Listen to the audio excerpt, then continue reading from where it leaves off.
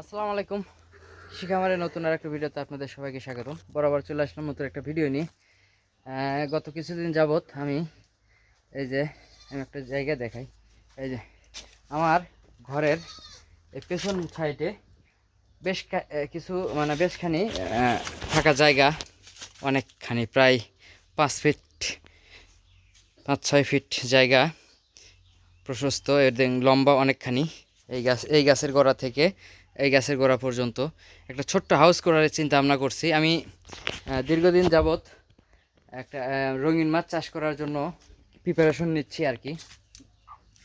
তার জন্য কিছু আপাতত গাপ্পির জন্য এই যে ক্যারেটগুলো নিয়ে আসছি। এই ক্যারেটগুলো আমি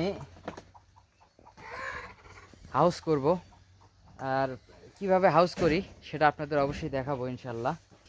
এই যে এখানে অনেকগুলো ক্যারেট আছে, ওই পাশে আছে, এই যে এটি একটা, আর এর ভেতরে আছে।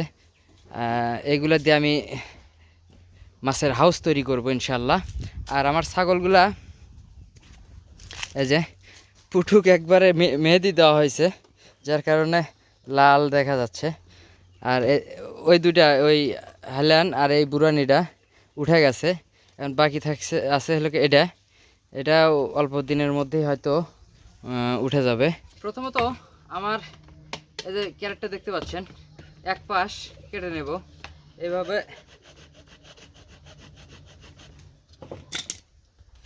মাশাআল্লাহ, এই যে দুই পাশ কিন্তু আমরাই কেটে নিছি। এখন এইভাবে কিন্তু একটার পর একটা বসিয়ে দেবো। চলুন কিভাবে আমি এটা জয়েন্ট দেই সেটা একটু দেখাই। এখন এটার সাহায্যে বেঁধে দেব। এই যে মোটামুটি প্রাথমিক পর্যায়ে আমার কিন্তু একটা ছোট্ট একটা ট্যাঙ্কি হয়ে গেল। এই যে এখানে কিছু ঘন করে আমি সিমেন্টগুলো নিছি, দেখতে পাচ্ছেন। এই সিমেন্টগুলা এখন আমি এই যে এখানে রাখি।